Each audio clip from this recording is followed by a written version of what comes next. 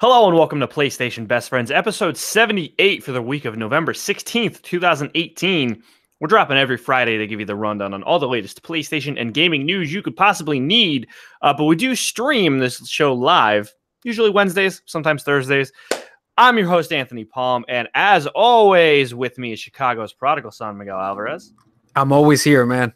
I'm always here. I think always here for you.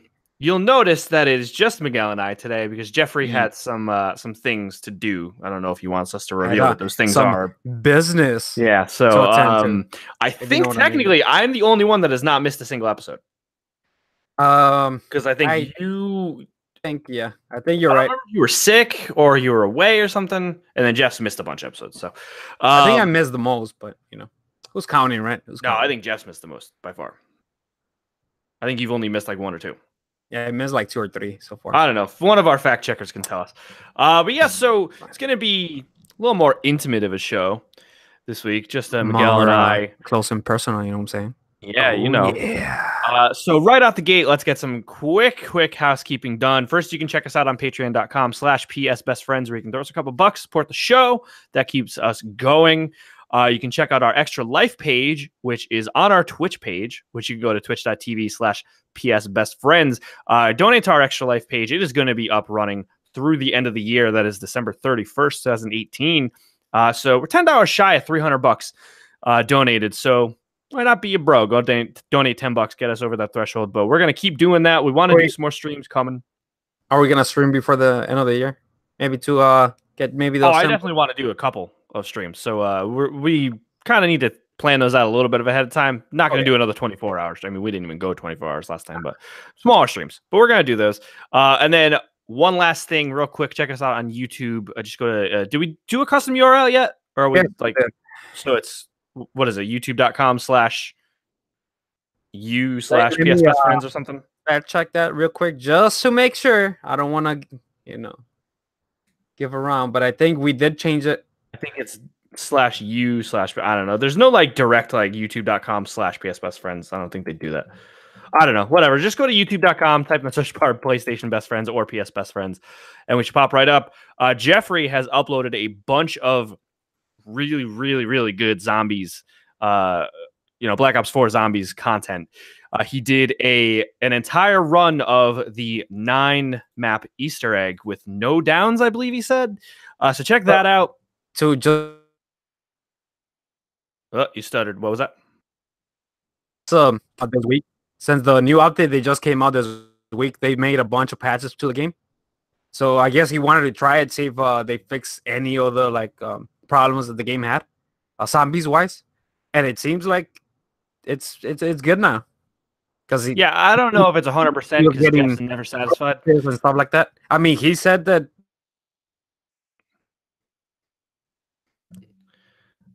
Your stream kind of keeps lagging a little bit. Are you good on your end?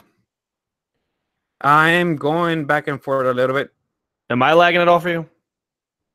Just a little. Okay, because you'll stutter for a second. I don't think I have anything else to run. Let me make sure I don't have anything else to run. But yeah, so go check out Jeff's vids. He has the full Easter egg for both 9 and Voyage of Despair. Voyage of Despair. I always want to say Voyage of the Damned. Is that I think it's like an album title for one of my favorite bands. I don't remember. So go check those out. Those are really cool. And he's really good at zombies, apparently. Him and his boys are kind of mastering that aspect of Black Ops 4. But yeah, so I guess before we jump into the news, have you been playing anything different, really? I mean, it sounds like kind of we're all three of us just kind of status quo right now. I tried the new map for Call of Duty, Nuketown. I do not like it because it's Nuketown, and this game is really fast paced, and all the specialists. But I mean, if you like it and like easy XP, I guess it's fine. But I like to be more tactical when I'm playing COD. I know it's an arcade shooter, but yeah, Nuketown's too chaotic for me in this game, especially with the like you said, the specialist abilities and stuff. It's just too chaotic for me. I used to love Nuketown, and I just think I'm and the first Black Ops 1, it was great. Even Black Ops 2 was all right. Yeah, and then 3 was a little much because you had the jumping around and shit, and the fly. You could fly up to the windows and shit. So I don't know. I've been playing a great game in my opinion. Amazing game. They released earlier in the year. Oh, Detroit Become Human. I'm around. I'm gonna say, just looking at the trophies, around 2/3 done with the story. Okay. So how long do you think you've played it so far? If you had to guess. Far 10 hours? easily around 8 hours. Okay. So around 8, between 8 to 10 hours. Because I do pause it a little bit, just take a break or whatever. Right. Man, I'm loving it. It's amazing. The 3 stories, the 3 the main characters, which is Marcus, Kara, and Connor. There you go. Dude, they are played just, the voice actors are amazing. The story, I feel like it's amazing too. It's great. I know that it's a David Cage game, and whatever happened earlier in the year, I think that brought down the game down a little bit.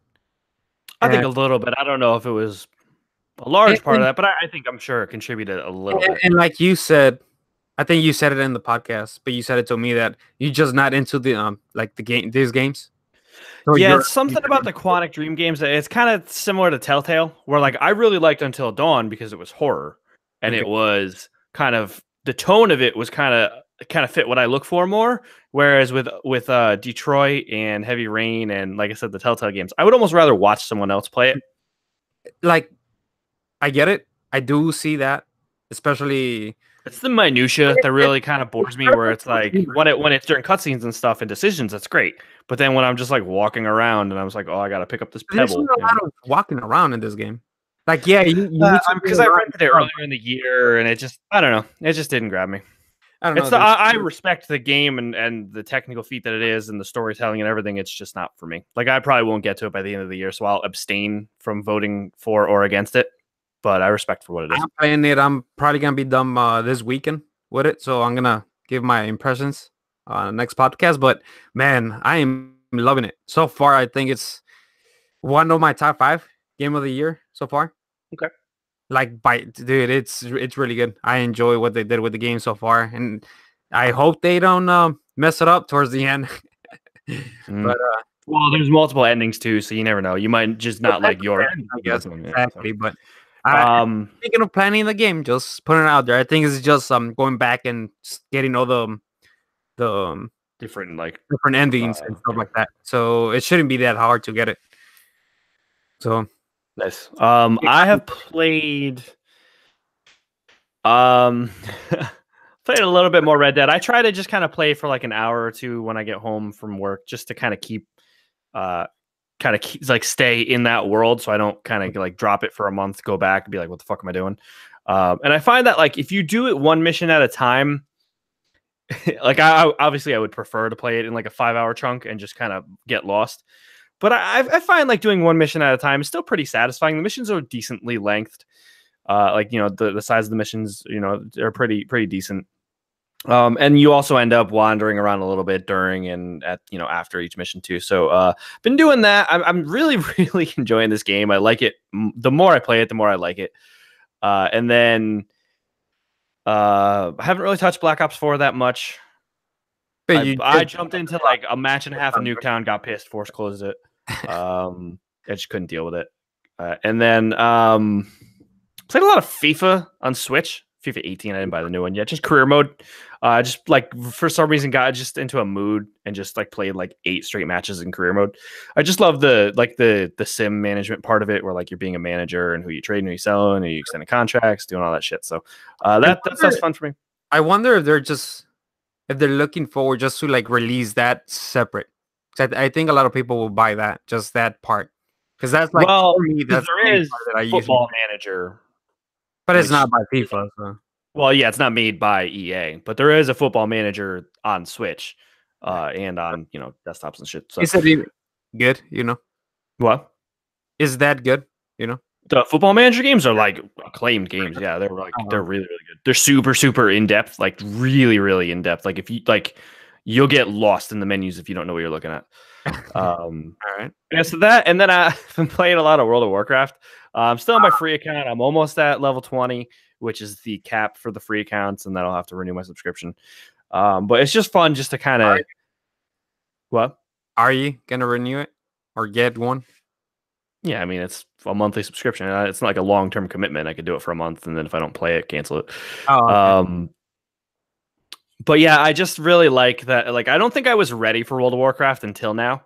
Like, I had to go through my Skyrims and my, like Witchers and big open world games to then get to this game, which, I mean, it's like ancient now, but like I just me personally, I feel like I wasn't ready for it, and now it's just fun, just grinding on little like side quests and fetch quests and shit. And there's, obviously once I renew my account and get past level 20, I'll start getting to the actual real story content, which I'm excited for. But yeah, I'm back into that. It's just kind of a good game to like. Taze started watching fucking 90210 on Hulu, and it's like I can't. Like my brain starts to hemorrhage when she puts it on, so I have to do something. So I put WoW on my laptop one day, and I was like, you know what, I'm gonna play this, and I'm back into that. So yeah, playing that. Hearthstone is kind of annoying me right now. I'm kind of pre-patch, pre-expansion, not pre-patch, pre-expansion.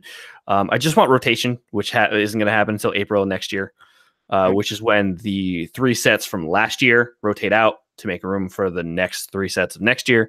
So I'm kind of waiting for that. I mean, I'm still gonna, pull some packs. I have a lot of in-game currency saved up to get a lot of packs for quote unquote free when the expansion drops. So excited for that. But otherwise, yeah, I mean, really, I haven't played anything new. Trying to think, was there anything? Nothing on PS4 other than Black Ops and Red Dead. Those are like the only 2 games that I've even looked at, or Black Ops 4 and did I say Black Ops 2? Black Ops 4 and Red Dead. Yeah, I don't know. Kind of a lull right now. One game that I'm like really into, which I probably shouldn't say, but what's that? Are you about to pull out WWE Supercard? Yeah, dude. New season starting up, dude. Season 5. I'm loving it, dude, bro. I've been really into Clash Royale lately. I don't know what it is, but I've just like been really. It's just such a easy. It's like it's a mobile game, but it's well designed for mobile. Like it's not just like a game they shit out, and you can totally play it without spending money. Unlike main Clash of Clans, like you cannot play Clash of Clans without spending money. But Clash Royale, you actually can play. You'll hit like a soft cap eventually, but I mean, you can still play it. But yeah, mobile gaming. That's what the show is about. Actually, speaking of WWE, stick around for the end of the show for a little mini cocktail hour. We're going to be previewing and giving our predictions for NXT Takeover Wargames and Survivor Series 2018. A lot of WWE stuff to talk about. We'll talk about that at the end of the show because this is a PlayStation podcast. Hear that? You could turn it off after the PlayStation portion of the show. It is now time for... Oh, I say that. The Islander Report. I don't do this part. I don't do this part of the show. Now it's time for the Islander Report. There'll be some news. Oh, this is such a beautiful train wreck. There are, I believe, 9 items on this week's 9 to 10. 9.5. 9 and like 1/10. Because the 10th one is actually going to be saved for next week. I'll explain why later. A captain's count, man. It's a captain's count. Yeah. So the first thing we're going to talk about this week is going to be that the Game Awards has officially revealed their nominees for this year. We'll just go through it real quick. We're not going to really detail what we would pick yet, just because we're going to do our own Game of the Year thing much later. We're not going to do it as early as the Game Awards because I feel like it's why do Game of the Year before the year's over. So we'll do it. We'll do it December, not January. But I need more time to play some stuff too. So that's kind of part of it too. I still want to play Odyssey, and I still haven't played. Yeah, like I still want to play some Odyssey. I want to beat Red Dead Redemption. Like the story's really starting to actually hook me, where I really just I almost want to mainline the story as much as I can mainline it. You know what I mean? But so let's just jump into it. We'll do the first one, the big one first. Is Game of the Year nominees are Assassin's Creed Odyssey, Celeste, God of War, Marvel Spider-Man, Monster Hunter World, and Red Dead Redemption 2. So the only one that's The only one that's a real surprise to me is Monster Hunter World being overall game of the year, because that's like I feel like that's kind of almost a cult game this year. But it did sell record numbers. I did forget that it broke like Capcom, like all of Capcom's sales numbers. Yes, it was reviewed really well too. Wasn't it like close to the 9s? Yeah, it was reviewed really well. And I did forget it sold like blockbuster numbers. In January. I mean, you played it too, right? For a bit. I played it. I still have it installed. I mean, I bought it digital because I'm an asshole, but I would play it more if I had people to play it with. It's playing it solo really isn't as fun. So like if you were Jeff had it, I would play it more. And Tay doesn't want it. Tay tried her best playing it with me, and I appreciate that she, bit the bullet and tried it for a couple weeks with me, but she just didn't like it. I'm not going to force her to play it if she doesn't like it. So, yeah, I mean, Celeste, you know how I feel. I think that The Messenger was a better game than Celeste, but I do appreciate what Celeste did. Right? I've beaten both of them. Yeah, I beat both games. And I do appreciate what Celeste did both for indie games and for mental health. Mm-hmm. So I'm not going to complain too much. I do know The Messenger is also getting a lot of accolades elsewhere. So I'm not going to complain too much, but I personally would have put The Messenger on this over that. I know that I am in the minority, though. So I'm not going to, like I said, not going to dwell on that. Any surprises to you? From this list, not really. Kind of what you expected. Yeah, it's usually what we have every year. You think Detroit should have made it on this? On the overall game of the year? I did say that to you guys when I was playing the game. I'm still not done with the game. And I think it should have, looking at the recognition that it is getting, I think it should be in more. It should have more nominations, in my opinion. Okay, but you don't think it should overall, be? I know that this game, it doesn't fit with a lot of people. A lot of people don't like this type of game, so I get why it's not in here. It's a very niche game. Exactly. Like, I love the story and how it is, and I know you are like indifferent with it. It's not that even that I didn't like the story. I thought the story was cool. The gameplay is just too boring for me personally. Like, I get the and like for you, the story justifies getting through the gameplay. For me, it's like I can't. The gameplay's fine. I don't like for that type of story. I think it's fine, but I mean, yeah, that's what I'm saying. So it's all preference. Exactly, and I think the David Cage stuff earlier in the year hurt the game. Like I said, since reputation wise, I think sales wise it did too, and getting it more nominations, I think it did too, because the game looks it's a technical marvel game.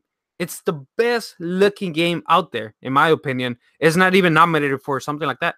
Yeah, which is just crazy to me. Yeah, I'm curious to hear Jeff's thoughts on that as well. So maybe we'll get back, because I do know he beat Detroit as well. So maybe we'll bring that back up in the next week. Yep. The next category is, we kind of saw this coming after PUBG last year. Best ongoing game nominees are Destiny 2 Forsaken, which should win, I believe. Fortnite, No Man's Sky, it's nice seeing No Man's Sky on there. Because it's not a multiplayer game, but it's still considered an ongoing game. So I dig that. Multiplayer now. I mean, but you know what I mean. It's not like a competitive. It's not like Siege. When you think ongoing game, I think Siege. So which is also nominated. Tom Clancy's Rainbow Six Siege and Overwatch, which I think Overwatch is going to win just because Overwatch is Overwatch. You really think? I think Fortnite is going to win. Just because, of popularity, I guess. Yeah, exactly. I think the one that should win based on just how good the quality of the game is either Siege or Destiny, I think. I agree. I mean, but it's popularity. And you know what I think about Destiny, so yeah, it's popularity contest. Next one, best game direction: A Way Out, Detroit Become Human, God of War, Marvel Spider-Man, and Red Dead Redemption 2. What does that even mean? Direction of what? Well, like game. So it's like being a director of a movie. You're the director of the game, so it's like. But there's so many directions that you go. I mean. Just because you didn't screw up the game, you picked the best direction for the game, I guess. Well, they're talking like actual like directing of scenes and. I know, dude. I think it's funny. I guess. Best narrative: Detroit Become Human, God of War, Life is Strange 2, Episode 1. Weird. Marvel Spider-Man and Red Dead Redemption 2. So good to see Detroit getting 2 noms in a row. Like I said, those are good. But it should get another nomination for best looking game, because it is. The fact that it's not on this next one is a little asinine. Best art direction. It's How do you not have Detroit Become Human on best art direction? Nominees are Assassin's Creed Odyssey, God of War, Octopath Traveler, which I think Octopath Traveler should win out of these nominees. Red Dead Redemption 2 and Return of the Obra Dinn, which I had not heard of until it's gonna be between Odyssey, just because what I haven't played the game, but it just looks fucking great, color wise and everything, or God of War. I think it'll be between God of War and Octopath Traveler. Think so. Okay. All right, next up is Best Score / Music, presented by Spotify. Celeste, God of War, Marvel Spider-Man, Ni no Kuni 2, The Revenant Kingdom, Octopath Traveler, and Red Dead Redemption 2. A fucking travesty that the Messenger soundtrack isn't on here. I know the Messenger isn't going to win anything else, but Messenger should have been on soundtrack. I think Octopath Traveler should get that win. And then let's get that best performance. We can kind of go over just because I think there's some notable performances. Brian Deschart as Connor from Detroit Become Human, Christopher Judge from God of War as Kratos. I'm gonna try my best here. Melissanthi Mahut as Cassandra from Assassin's Creed Origins. Roger Clark as Arthur Morgan in Red Dead Redemption 2. That's the guy that plays Arthur. Stop. The Odyssey just crashed. Premiere, you mean? Yeah, Premiere. All right, well, I'll keep recording. So just how minutes you want to use? Just the audio, or what do you want me to do? To edit the whole. Yeah, we'll just use the YouTube video. I'll put a marker so I know where to cut it. All right, that's fine. It's when it's 3 people or more on the YouTube that it starts to cut out because people talk over each other. But if it's just me and you, it should be fine. So you want to just pick up or? Yeah, let's just move on then. All right, so I'll do a 3, 2, 1 just so I know where on the timeline. Okay. 3, 2, 1. Roger Clark as Arthur Morgan in Red Dead Redemption 2, which seeing the actor who plays him and then thinking of what Arthur looks like is kind of like they don't match, but like that's not like it's just funny to me. And then Yuri Lowenthal as Peter Parker, who I think he did a fucking great job. Games for Impact, there's Celeste, Florence, and a bunch of other games. Missing JJ Macfield and the Island of Memories, never heard of it. Life is Strange 2, Episode 1. It's weird that they nominated a single episode. And 1111 Memories Retold, never heard of it. But I like that category. And then we'll stop at this next one. We don't need to do more, get into mobile games and shit. But best indie game would be nominations: Celeste, Dead Cells, Into the Breach, Return of the Obra Dinn, The Messenger. That's a hell of a fucking indie wrap up. So obviously my vote's The Messenger, but I can't complain about any of those games. I think. What was that? Celeste is probably gonna end up winning. Celeste is gonna win. I hope that Messenger pulls this because Celeste got the other category, but we'll see. Yeah, and then this is VR. I think we should mention because there's a lot of PlayStation stuff. Yeah. So best VR / AR game: Astrobot Rescue Mission, PSVR; Beat Saber, which is on Steam, coming to PSVR; Firewall 0 Hour, which is on PSVR; Moss, which was a PSVR exclusive until now; and Tetris Effect, which is PSVR exclusive. So awesome that PSVR is dominating the VR games, especially considering all the people like to say, "Oh, Oculus is better. You got the touch controls." Yeah, fuck you. Okay. Yeah, PSVR. but the funny thing is, people could say that, and it's not as powerful as the other two, and but then they get these dumb like. Exactly. Homebrew VR experiences for $3, and it's like, okay. At least Sony's trying to support the fucking thing, and the games that actually they are coming out lately are really good, like Firewall and Astrobot. So I mean, yeah, these other categories are all pretty. It's like all the same shit over and over again. So we'll call it there. Well, like I said, we'll get to our Game of the Year stuff probably next month, late next month. So. But those are the if you just go to thegameawards.com/awards, they'll show you everything. But that's kind of the front of the award categories, I guess you can consider it. So you were really surprised by this next item on the list. There's something little special thing called PlayStation Now. So PlayStation Now has reportedly earned over $143 million in 2018 alone, making it the most popular game subscription service available in terms of sheer revenue. Now, that's crazy because Game Pass has been around almost all year. If not, I don't remember when it launched, but I know it was at least around in March when Sea of Thieves launched. I think it was around earlier. So that's crazy. I mean, I know obviously Sony had more marketing time, but in a report by Super Data Research, PlayStation Now makes up 52% of the game. 52%! Exactly. Of game subscription market share, beating up the different permutations of EA Access at 33%. I like that they kind of aggregate all of the different versions of EA, because there's the Origin Access on PC, then there's EA Access on Xbox. So I like that they combine them. And then Game Pass is only 15%. I thought it was going to be more. So I'm sure that's going to grow. I doubt PlayStation is going to stay at 52%. I'm sure Xbox is going to grow a lot. But that is very impressive that PlayStation Now was that much higher than EA and Origin Access. I mean, first of all, it's a little bit more expensive. What is PlayStation Now? Yeah, the standard Origin Access, like not the Premier, where it gives you all the newest games. It's only like $5 a month or $30 a year. Yeah. So that's the cheapest one. And their Premier one is like $15 a month.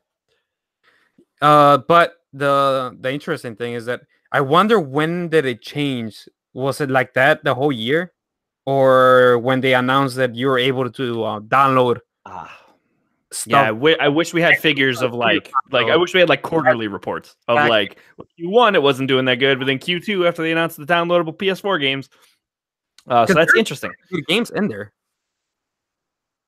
from PS1, PS2, PS3, and the newer games. There's PS1 classics. Yeah, there are. Like streaming though, not download. I'm not sure on that, so I don't think PS1 games are in it. I think only the remakes of the PS1 games, like Final Fantasy 7, like Ape Escape 2. Like I think so basically they're PS4 games, but they were for those games. I don't think it's gonna. If you got decent internet, that you shouldn't be noticing that much lag. Yeah, I mean, games probably. It depends on where you live. If you're coastal, you should be good. Depending on you're in a very large city-ish region. I mean, but I have Comcast, so I mean, how Comcast is. Yeah. Just go look at our extra live stream if you want to know how good Comcast is. Exactly.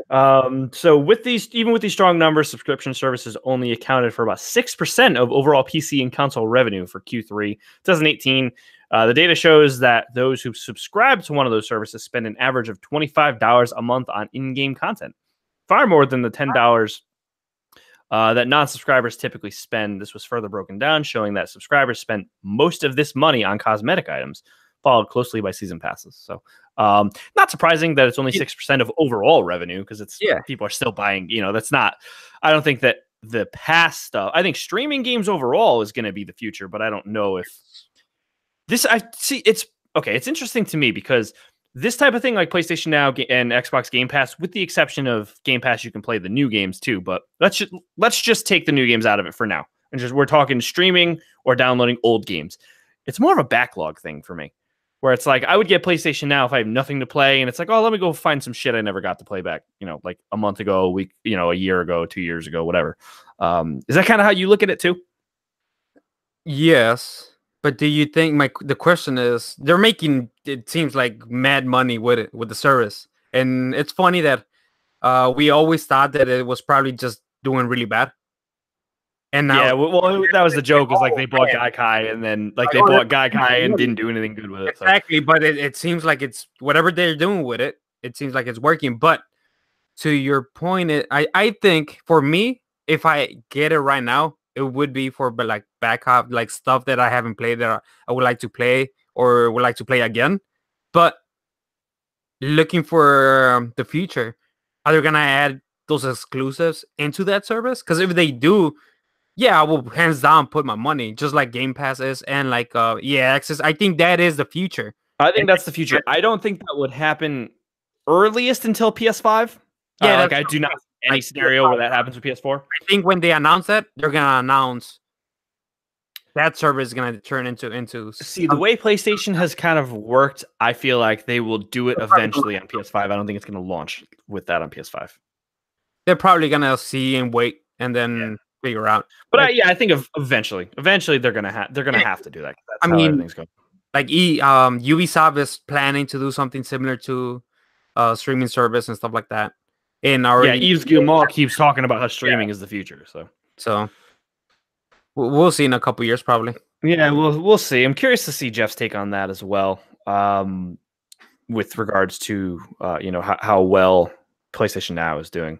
Number 3 this week, Sony has released an updated version of the PlayStation 4 Pro without bothering to announce it. Is that editorialization on your part? No, that's actually what it says. So that was Your Gamer's Digital Foundry. Right, Evergames. They released a video earlier this week about, and I had no clue, dude. They did the work. They got I guess they saw that the serial number was different, so they got one, and it's pretty much it's the same thing. It's just a little bit So it's basically just like not even an incremental. It's like literally they changed like one part on it. Now you don't have a jet. It's more like an airplane now. A jet engine. Yeah, dude. Like when I'm playing Red Dead, my Pro sounds like it's gonna blast off. It's like it's a little bit better, a couple decimals, more silent. That's it. Yeah, I mean that's cool. Big. It's cool that it's not like, oh, look at this giant, quantum leap between the old PS4 Pro and the new one. It's just they made a little tweak. Oh no, it's just a little tweak. Probably something was cheaper with like a fan or something like. Yeah, and I remember Xbox did this a couple times with the 360 as well, where it wasn't a new version of the 360. It was just they tweaked some stuff in manufacturing. So that's cool that Sony's doing that. Bummer for me because, like I said, mine sounds like a fucking rocket ship. Like I got 2 of them, and I don't notice that noise, dude. Like people are. It's only certain games. Like I said, Red Dead. Like the map screen of Horizon, because it was like 3D rendering. Like I don't know if you remember the map from Horizon. It wasn't a flat map. It was actually, if you zoomed in, it was actually a little 3D. So for some reason, that on the Pro would always I would have to press the options button to pause it instead of I couldn't. Because for some reason, I like to bring up the map screen as like a pseudo pause screen sometimes, but I couldn't do that with Horizon because I would bring up the map and then it would start freaking out with this fan. So, it's good, I guess. I mean, they probably didn't have to announce anything. So I mean, yeah, it's just like I said, it's like they probably swapped apart manufacturing. So, like I said, 360 used to do this all the time. Sony also officially announced that the PS4 Black Friday week deals. The deals are back. They announced them today. They don't start today. I almost read that as they start today. They don't start today. They announced them today, which is Wednesday, the 14th. In a post on the PlayStation blog, Sony confirmed its biggest Black Friday sales with offers running from November 18th to 26th in the US and November 22nd to 30th in Canada. Unsurprisingly, the highlight of Sony's deals revolves around one of the PlayStation's biggest exclusives of the year, Marvel Spider-Man. So maybe I can pick up that DLC for cheap. So just a couple deals that I'm looking through the list that they announced. The controllers are gonna be $40 instead of what is it, like 65 or something like that? I forgot. I think they're normally 65. Yeah. I think 70 or 80 for the special versions. The standard, I guess it's the slim, PS4, 1 terabyte with Spider-Man for $200, which is not bad. The PSVR system is $200 and it comes with Moss and Astrobot, which Astrobot just came. That's a really good deal. That's a really good deal if you're looking to get a PSVR. So I mean, you can't beat that right now. Now, did you see, because I don't have that list in front of me, do you see anything for Spider-Man DLC? Sale wise, no. There's no sale on it. And the last one, if I can get it for like $20, like if I can get it for like $5 off, that's worth it. Because I do really want to play the DLC for Spider-Man, but there's too much stuff to play. Like I said, I'm just like the only 2 things I'm even looking at right now are Red Dead and Black Ops. And it seems it doesn't say the price on it, but I assume it's gonna be like $10-15 cheaper. The 12-month subscription for PS Plus is gonna be on sale. Oh, right, yeah, they do that every year too. How much? And a lot of popular games are gonna be on sale. Probably on the PlayStation Network. So probably God of War Detroit. Yeah, games like that, like their games, and then the usual like Assassin's Creed Odyssey for $47.99. Like it's not like it's a deal, but it's not like I don't think it's gonna be like that. I think it's gonna be like actually like $39.99. I think they're gonna be the real big games that come on fall. They never go lower than like 45 on like digital. I'm saying in store you'll get them that cheap. Yeah, but I'm saying last year they were competitive. They were like $5 more than retail. I think, okay. But to get them digital, yeah. So yeah, so I mean, gotta pay that digital tax, extra tax, exactly, which I'm gonna end up paying in a couple months, which sucks. Speaking of Spider-Man DLC release and new information for Marvel, Spider-Man's second DLC, Turf Wars, has been revealed by Spider-Man themselves. So by the game. So wait, what? But it's now official. I remember last week when we were recording. The story was that in the in-game menu from Spider-Man. Oh, right, but now it's officially released, right? Yeah. So that's today on the PlayStation blog. Today is again November 14th. Turf Wars will be released on November 20th, 2018, and the main antagonist is the organized crime boss Hammerhead, as was hinted at in the first DLC, The Heist. In addition to a new story, Turf Wars includes the usual, new bosses, crimes, challenges, trophies, and 3 new suits. My God, more crimes. Yeah, that's your favorite, right? That's like when they announced more, they were adding more crimes to the first DLC. Jeff sent it in our group chat, and he's like, more crimes, more crimes, more crimes. It's like, oh my God. But at least I have the platinum, so it doesn't matter anymore. New suits include a classic Iron Spider armor suit and the Spider Armor Mark 1, as well as a new animated suit, which that sounds cool. Spider Clan suit, don't know what that is. Sounds a little weird. Which is pulled from the Marvel Mangaverse comic books. So that might be cool. I have no clue. The MK1 suit looks really cool. They like went really all in on like the armored suits. Like, there's like a lot of armored suits. The Iron Spider is still my favorite of the armored ones, not like the cartoon one looks hilarious, dude. Yeah, I really liked the vintage one in the base game. So I'll check that one out later. In other news that no one is surprised by, because all 3 of us called it individually and cumulatively, PlayerUnknown's Battlegrounds has officially been announced for the PlayStation 4 and will be released on December 7th, 2018. PUBG will be available in 4 different editions. What? What? 4? What? which are as follows: Disc Edition $30, MSRP US dollars, includes the base game. That's it. Looters Digital Edition $30 digital, includes the base game. So no difference. I wonder if they're doing like it's a box with a code in it for PlayStation as well, or if it's an actual disc. Because on Xbox it was just a code in a box. I don't know if they're gonna even release it on retail wise. Well, no, that's what that is the disc edition. But what I'm saying is, I wonder if it's just a box with a code like the Xbox. Oh yeah, I messed up on that one.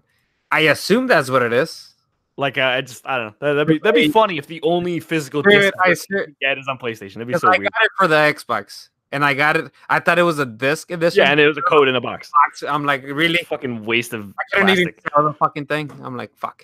Third version is the Survivors Digital Edition for $50. Comes with the base game, Vikendi Event Pass, which is like their battle pass, 2,300 G coin pack, and 20,000 BP, which you can buy crates with, I think. And then the most premium edition you can buy is the Champions Digital Edition for $60. Gives you the base game, Vikendi Event Pass, 6,000 G coins. G coin sounds weird. Does that sound like weird to you? I don't know. And then 20,000, also 20,000 BP. Battle points, I guess that stands for. You could probably put that together. You get extra stuff if you pre-order the game too.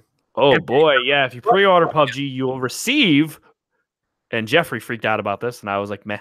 Nathan Drake's Nathan Drake's desert outfit from the Uncharted series, specifically Uncharted 3, I believe, and Ellie's backpack from The Last of Us to use in game, as well as a PUBG avatar and theme for your PS4. Neil Druckmann actually retweeted that, and he's like, "This gives a new definition to, or a new meaning to The Last of Us." And I was like, "That's corny but clever, I guess." I mean, the outfit looks pretty cool, but I mean, we got Blackout. Yeah, there's no reason for me to. If I was ever gonna play PUBG ever again, it would be on PC. Oh, I wouldn't be playing it on console. Exactly. Speaking of other games that won't go the fuck away, Fortnite's concurrent player count has hit a staggering peak of 8.3 million. Following the rollout of Fortnite's Korea-only challenges this week that has players visiting internet cafes, Epic Games Korea's Sung Chul Park revealed the number in an interview with Inven via VG247. Yeah, I think this game's not gonna go away anytime soon. So. Dude, it's like I just can't take it anymore. Don't. But I've done my time. It's not even like I'm one of those people. Like I know Colin Moriarty on Sacred Symbols. Like he's like I never played it, but fuck this game. But it's like exactly.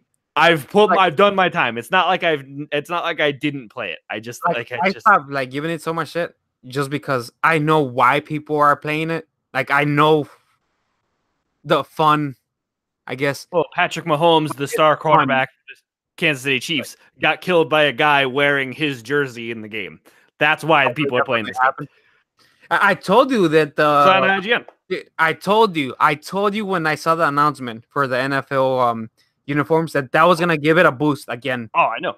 It's insane. So this game's not going away anytime soon. I have. They're probably gonna end up doing something again with probably with the NBA, dude.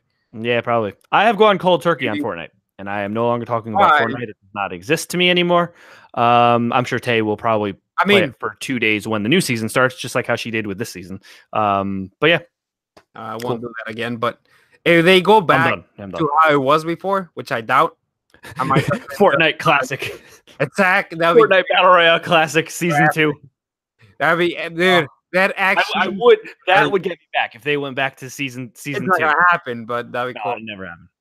Maybe 10 years from now, when it's like you have like rocket boots and shit, and they're like, all right, this is too much. We need to go back to the way it used to be. Oh man.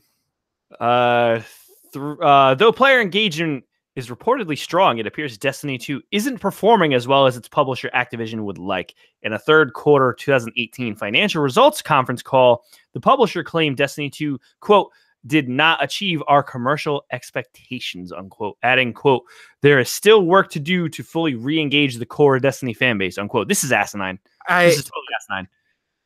Luke Smith even came out and he's like, we are so proud of our team and we love our Destiny community. Yeah, like, it's just ridiculous. The game's sold less than the first one. And we all know that the sales are out there. That's what happened. Right. And it was on one less platform total. It was on last gen, and then people had double dipped to go from PS3 and 360 to PS4 and Xbox One. But it was on PC here, so like people left really quick after the game launched, dude. And there was a lot of people like you and I where we beat the campaign and then dipped out. But it's not even that. It was with the hardcores, dude. Yeah. Like people that people don't remember this. That did happen with Destiny 1 as well. That's people forget that. People a lot of the hardcore stick with the game, and this time they just left it. The other thing people got to remember is that Destiny 2, you knew what it was going into it because you had Destiny 1. With Destiny 1, you're like, oh shit, the people that made Halo are making an RPG? What? Like, that's crazy. Like, I got to check this out. I do not agree with that. Really? Yes, because when Destiny 1, at the end, when the game was technically done, everything came out, the game... Post Rise of Iron. Yeah, I think it was perfect. And people expected that to just transfer over to 2 and just add more stuff. But they changed the whole fucking game. Oh no! When I say they knew what they were getting, I just mean like gameplay, the loop of the game. That's what I meant. I didn't mean much about the actual little stuff that made people can't come back for the game. Yeah, I'm not even talking that granular. I'm just saying like you knew you're gonna get it, and it's just like you knew what the loop was, you knew what the gameplay was. Whereas when Destiny 1 came out, you didn't know anything about it. You're just like, it's a first-person shooter by Bungie, and we don't know what it was. You know what I mean? So I mean, people knew what it was. They just they explained what it was. Plus, after the beta, I think the sales after the beta ended, the sales went up through the roof. Yeah, I don't know. We'll get Jeff's opinion on this because he's our resident Destiny expert. I want to continue with this story real quick because when they gave their financials, of course, the Diablo story didn't help, and their stock, dude, has just gone down to shit. Since that day, dude, they have lost over $25. Well, it's not just Destiny and Diablo though. It's No, but Warcraft has stuff going on that people are unhappy about. Hearthstone, people are really lukewarm about the new expansion. I mean, there's Call of Duty is yeah, like it's just everything. Activision Blizzard is just kind of either lukewarm to not well received right now. We all know that Destiny is gonna come out. You think they're gonna do something mistake of changing the gameplay again instead of just transferring? They just need to do more stuff. They need to innovate more, like they did with Gambit. Like Gambit was a mode where I was like, I didn't stick with it long, obviously, but I was like, oh shit, like this mode is really cool. I'm really back into it. And then of course the power level fucked everything up, and then we went from really good to really bad in one weekend. And I was like, what the fuck happened? It just destroyed everyone. So I mean, but like the concept of like changing, it's like it's like a third mode that you can do, and like they need to innovate like that. I think more than just completely changing the game. So, but who knows what Activision will make them do. So, and for the last story, and Blizzard has announced Overwatch's new hero Ashe is available to play right now. So just skipping over the public test realm, I guess. I mean, I didn't try her in live action because I didn't have time. But I was waiting for the Black Ops 4 patch to install, which we did actually miss a thing for Black Ops. I'll get to in a second, but I tried Ashe in like the training area just to see how she controlled, and she's kind of like a long range McCree, which I kind of dig it actually. I like it. I think it's the first DPS they've added since I think Sombra. What is that like the McCree the sheriff? Yes, she has a rifle, whereas he has a pistol. I think you would actually like Ashe. I mean, I played Overwatch, bro. So I mean, I kind of know the characters. Like the sheriff guy, I really liked him. So I mean, yeah, if you liked him, you would really like Ashe. She's more of your play style than McCree was. So if you liked McCree, you would like Ashe even more. Not that I'm saying go buy it, but if you like look it up and just see what the gameplay looked like. But I did mess around with her in the training area because, like I said, I was just waiting for Black Ops to install. Black Ops 4 has added the Blackjack. What is it, Blackjack Marketplace or Blackjack Shop? To make a video about that. Okay, so I won't comment too much on it then. I'll let you handle that. But they did add that, so there's more random shit you can buy each day. No, let's get into it a little bit. Have you like checked the stuff? Have you checked? So you can only buy for I think it's 900 COD points. You actually get it at that time in the Blackjack shop. Yes, not like the contract thing that they have that you need to even pay. So it's more worth buying it from the shop than it is buying from the contract. Of course, you are getting less stuff. I was telling you that. I was like, wait until the shop opens before you. I know that, but if you're getting it on a contract, dude, you're it shouldn't cost 800 for all that stuff. It should be like if you have to work to get it. Yeah, you gotta work for it, which is just dumb for me. Like I don't mind if it's costing, 300, 200 COD points, which is fine. But it's just like, oh no, you gotta spend 8 hours to fucking ghetto your stuff. And I do think you get the skins up front. I think it's like the secondary shit you have to. No, you need to. That's the first thing you unlock. The skin. That's what I'm saying, and that's really what people are buying it for. I mean, but all the other stuff you do still need to earn it, I guess. So, but I'll discuss it on the video. Yeah, you're gonna So go check that video out. Probably when do you think this weekend? Probably the beginning of next week because we got a bunch of stuff, Jeffrey stuff. Okay, so we'll plug your video again next week then. But keep an eye out for that. Keep an eye out for Jeff's videos of the Black Ops 4 zombie Easter egg runs. Again, he did one run where not one single person went down and they beat the boss, which is kind of crazy.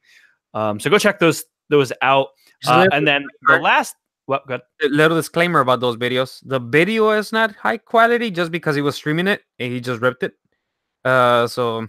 Oh yeah, because he was streaming to Twitch and used the VOD. I mean, the last time we used his VOD footage, it looked okay. It was when I did the Facebook one. Like 1080 because right. But it should still be watchable. It's some good gameplay. So I mean, yeah. And then the last item on the list we're actually going to save for next week.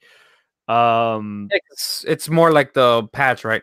Well, no, this I think it has to do with the Reddit poster. There was a guy on Reddit that claimed that he was a QA tester for zombies that got laid off or fired on the spot because he Sanadu with he took his lunch break when he was originally supposed to, but then they moved it when he was ready. I don't know. So if you're interested, tune in next week. Jeff will go over it. But apparently a bunch of smaller Easter eggs had been revealed by this person in. It wasn't just that, dude. It was that, and then him saying that pretty much Treyarch didn't care. So I'm gonna let Jeff get into that. That's his realm. So and I don't really want to paraphrase it either. So so stay tuned next week. Jeff will go over all that good stuff regarding zombies and Treyarch and how they allegedly treat their QA testers. So that's gonna do it for the news this week. But now it's time to let you know what you can play this weekend. You can also play Pokemon. It's not on the list. It is time for the weekend playlist. No. So this is going to be covering new releases from the week of November, from November 13th through November 16th. So the first one, bro, Chimp Party. What is it? Okay, so Chimp Party, PS4 digital. Launch, wobble, jump, and rotate your chimps using simple and intuitive one-button controls. Just download the free Chimp Party app and use your smartphone or tablet as a controller. Chimp Party is the newest addition to PlayLink. This is a PlayLink game. This is like an actual game. Like, I thought this was just some garbage, like, shovelware game. This is an actual PlayStation supported game. I'll give it a pass. We'll see. I mean, it's a PlayLink game, so I mean, I'm not gonna complain. That's what I'm saying. We'll see. Because when I saw like companion app, I was like, "What the fuck?"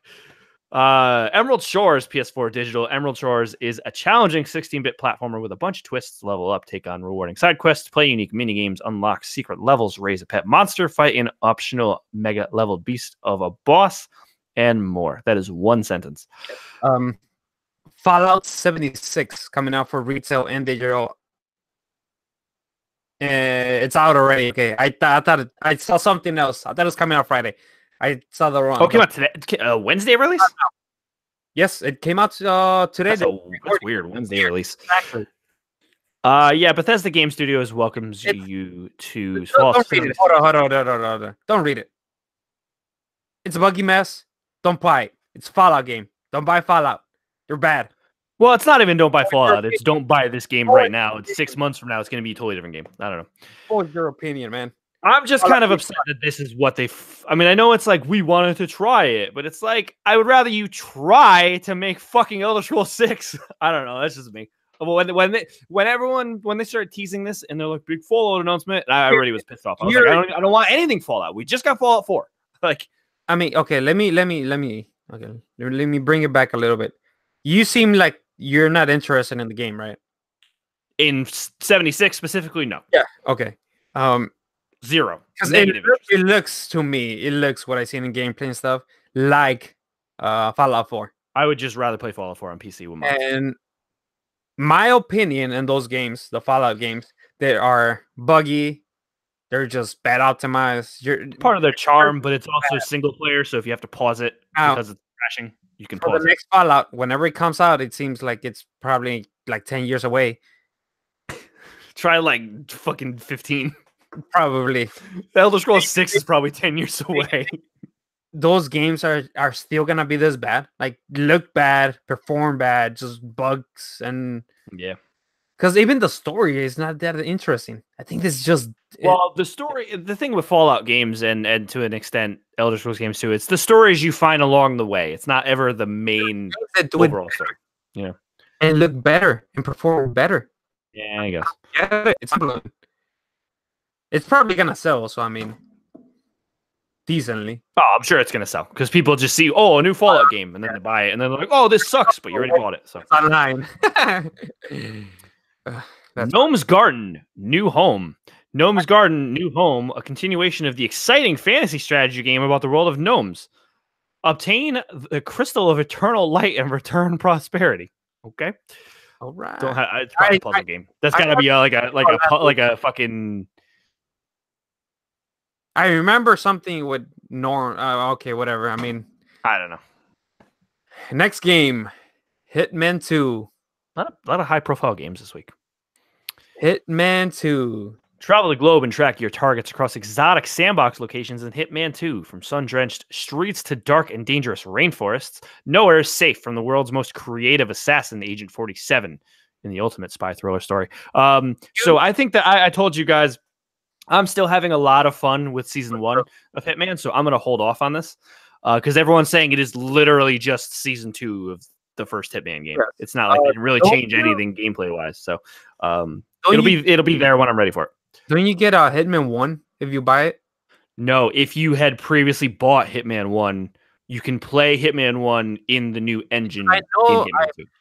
I seen that if you buy Hitman 2, you could use like the same like changes gameplay-wise with the previous ones. And right, yes. So if you had owned Hitman 1 before you bought Hitman 2, in Hitman 2 it lets you play the Hitman 1 levels in the new engine. Yeah, with the new engine and new changes and so that's interesting to me. But again, gonna hold off for now. Probably in the sale. Yeah, probably. Pick it up in the sale. All right, not bad. Just deal with it. PS4 digital. Just deal with it on PS4 with PlayLink. Another one. Nice. Delivers a whole new twist on 5 classic card games, locally or online. Team up with friends and family, launch attacks, sabotage the competition, and go all in for the win in this joyous card game party. It'd be cool if this was a Plus game, and then we could just like do like a video for it of us playing online. But I am not paying for it. It kind of has almost a like a Little Big Planet or a like a Tearaway kind of art style, which is kind of neat. It's not bad. Not bad. Is this another PlayLink game, or is it just? No, I don't think it's a PlayLink game. Knowledge is power. Decades.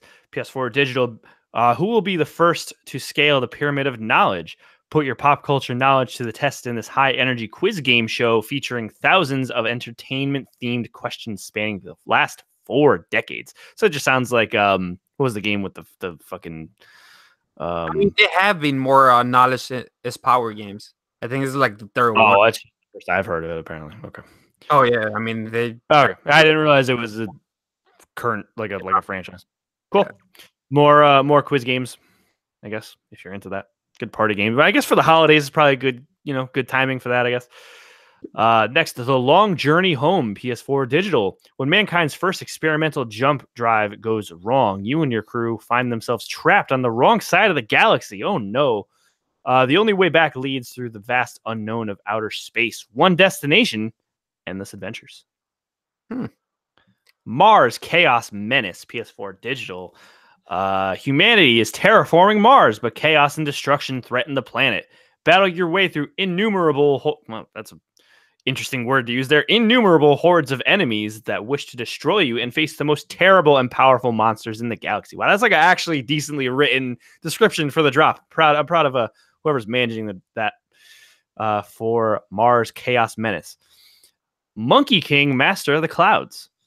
PS4 digital. Join Michael Chang, the Monkey King, on his journey through famous landmarks of ancient China and fight off mythical creatures and legends in this classic arcade shooter. Is this like an actual classic game, or is it a game designed to look like a classic game? Let me do some research real quick. And, sounds familiar. Monkey King sounds familiar, but I might just be thinking Monkey Island. While you look that up, I'm going to go over what is clearly the pick of the week. My Writing Stables. PS4 digital and retail is getting a retail release. This artwork, you need, if you're listening, you need to go look this up.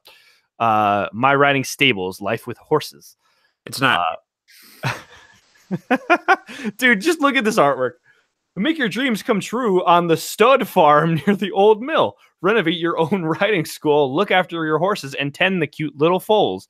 I mean, as well as wonderful hacks working in the stables and caring for the horses, you'll have plenty of other exciting things to do. I cannot wait for Chris Regan to read that on Sacred Symbols this week. I mean, looking at the picture, bro. I mean, dude, I wouldn't think I'll be thinking something else. That's like a PS1 game. That looks like a PS1 game. Is this something that interests you? This next one? High Rise. What is this about? Let's see. A skyscraper is more than just steel and glass. It's an intricate ecosystem full of people that live and work in the building. They become a complex machine that needs your steady hand to keep it running smoothly and efficiently. What the fuck is the game about? It seems like terrible description. Fallout Survival, the mobile game that later came out on. Is it Survival? Fallout Shelter. Shelter. It's pretty much It's like that. a tiny tower kind of thing. Okay, that's. That's I thought it was going to be like a City Skylines type thing. Never mind. No, it's not. It kind of sucks. Oh, forgot this game was a thing. The Quiet Man PS4 digital out 11/16. Unraveling within a single night, players take the role of deaf protagonist Dane as he fights his way through a soundless world to discover the motives behind the kidnapping of a songstress from a mysterious masked man. This is getting not good reviews. Yeah. Not good. This is a Square Enix game, right? Yeah. It's like a $15 game that like announced at E3. Everyone was like, what was that? I thought I had a fever dream. I was like, well, what the fuck was the Quiet Man? When they announced it, it wasn't that. As after that, people played it and were like, oh, remember I said like maybe you had like a theory that it was like part of the Marvel Avengers game. Like you maybe chose your character and stuff, and I'm like, oh man, that would have said your idea was way cooler than what we got. Exactly. And then we got this, and it's. Yeah. Nothing, I guess. It's $15, and I don't know who. I don't know. The idea of it seems cool, but then it's like a hybrid with live action. Exactly, it's like it just doesn't seem like it's the gameplay apparently is bad. The physics are bad apparently. I mean, yeah, it's like it's a cool concept, but they just experiment. Yeah. I don't know. It doesn't seem like it worked out really well. This game, I feel like this has been re-released 17 times on 20 different platforms. Runner 3, PS4 digital. The rhythm music gameplay of Bit Trip Runner and Runner 2 is back. The Timbletot is determined to rid the multiverse of all its love and happiness. Commander Video is ready to jump, double jump, wall jump, slide, kick, float, drive, fly, and dance his way into victory. Whatever the fuck that means. If you're interested in the Runner games, you know. Slayaway Camp Butcher's Cut PS Vita digital. I feel like this is already out. Maybe it was just the Butcher's Cut version of it is coming to Vita. Oh no, I think it was on Switch. So cool that they're bringing it to Vita. Weird. You would think it would have went the other way. It was on Vita first and went. I don't know. Whatever. Cool. Killer puzzle game where you control Skullface, an adorably demented murderer, across hundreds of isometric puzzle levels in a darkly comic homage to 80s. You should have said comedic, not comic. Homage to 80s horror movies. It looks like another Minecraft-ish looking game. And then I would say maybe the biggest one of the week, honestly. Yep. Is Spyro Reignited Trilogy, PS4 digital and retail. The original Roast Master is back. Some sick burns, same sick burns, same smoldering attitude, now all scaled up in stunning HD. Rekindle the fire with the original 3 games, Spyro the Dragon, Spyro 2 Ripto's Rage, and Spyro Year of the Dragon. They shouldn't say HD, man. Because it's an actual, like, remade. It's not a... like HD it's not in the title. They're just saying it is now. Like fucking copy and paste, but it's an actual remaster and it looks great, man. I might pick this up later on. I want to get it. Yeah, I'm not going to get it now because I just wouldn't play it, but I do want it. Maybe I'll pick it up on sale or something. But I was always more of a Spyro fan than a Crash fan. I mean, Crash Team Raising. That's what I'm waiting for. You say that. We'll see if it ever happens. If you actually buy it, I think it will, man. I think it will. I think. They're gonna make. I mean, Crash sold like fucking gangbusters, man. It was on the top chart for like. I think Spyro's gonna be up there too. Exactly the same. I think Spyro will be up there too. Difference was that Crash was launch exclusive to PlayStation and then came to everything else. Sword and Soldiers 2, Shawarmageddon. I am not even gonna read the description for that. Ticket to Ride, PS4 digital. I actually really like Ticket to Ride. You ever played this? It's a board game. Oh, what is it about? Like, give me like an example of. Okay, so it's a board game, and so there's different locations on the map, and there's like different train routes to each location, and so you have tickets, and you have to spend your tickets to create these routes to each location. And so how do you win? So whoever has the most routes at the end of the game wins the game. It's like if you saw it played, you would understand it. I'm looking at screenshots. I just see fucking lines, dude. Yeah, it's like when you're actually playing it, it makes sense. Oh, okay. Hop on a train with your friends and family and set off to conquer the railways. Who will be the fastest to set up links between cities and achieve their objectives? Explore the strategies in this iconic board game and get ready to connect more than cities. Not bad. Yeah, it's like actually like a really acclaimed board game. Like if you go to like a store like Walmart or like Barnes and Noble has board games and stuff, it's got like a million stickers of like one of the most highest rated games in the whole entire universe. Wait, it's actually a board game? Like you could go buy it? Well, it was a board game first, and then they made a digital version. Huh, interesting. It's on iOS too. You can get it on iOS. Word Hunters. I'm skipping over that too. That's actually the last one for the week. Yeah, is that another PlayLink game? Oh no, it's a fake PlayLink game. Dive into a whole new world of competitive word games on your guide, with your guide. I can't even deal with this. Use your free Word Hunter smart device app as a game controller. In 15 party play world. I can't. PlayStation Music, not new. PlayStation Video, not new. For Honor playlist. Really? That's so weird. But like, there's not even a new season of For Honor right now. That happened like a month ago, I thought. I mean, I guess. Yeah, I don't know. All right. Top comments on the drop. Killer Lightning said, "What a lineup! My riding stables has to be the top pick of everyone for this week." That's clearly being cheeky. I'm not going to read any more into that. Interesting. Okay. And then someone made a comment about Overkill's The Walking Dead, but that's PC only, so I don't know why someone even brought that up. Okay. Well, so that is the drop. That's the stuff you can play this weekend if you are not content with whatever you already own or anything that has already been available. Now it is time for the Community Question Corner, or CQC. Bum, bum, bum. So we have one question this week. It is from the same person that always gives us questions, and that is Nathaniel Hicks, who gave us this question over on Facebook.com/groups/PSBestFriends. Nate, who's also a Patreon supporter, says, we actually do have a second question. Sorry. First question is from Nate Hicks. What is your favorite remaster/remake of all time? What would you say? That's an interesting question, man. Like actual remaster that I have played, or a remake. I mean, I don't know what the difference is, but like I thought about this, and I don't know. I don't think I have played like remakes or remasters of any games. I would say one that I think I might play is Resident Evil 2 when it comes out. That's a good one. I was thinking Resident Evil. I didn't even play Crash when it came out. I was thinking Resident Evil 4 Wii Edition because with the aiming controls, it actually was really awesome. But I would have to say probably Shadow of the Colossus because I had no interest on PS2 and then played it on PS4, and it's one of my top games this year. So I mean, do you count The Last of Us on the PS4? I mean, it went from 30 frames to 60 frames. I guess you can count that. Count that because I did play the multiplayer a lot on that on the PS4. So yeah, why not? I guess we make the rules. Last of Us 4 for you. And then second question comes from Nick on Twitter at TX3 Productions, who is Nate's co-host on all of his podcasts. And he says, "Where are the bugs? Fallout 76 is plagued with bugs. Am I the only one who had minimal or no bugs during the whole experience, both beta and launch?" No, I did have launch day issues, but once I got on, no problems. I have not played Fallout 76. I will not be playing Fallout 76. I hear that the bugs are a little... that people were blowing it out of proportion and that it got better as the beta went on.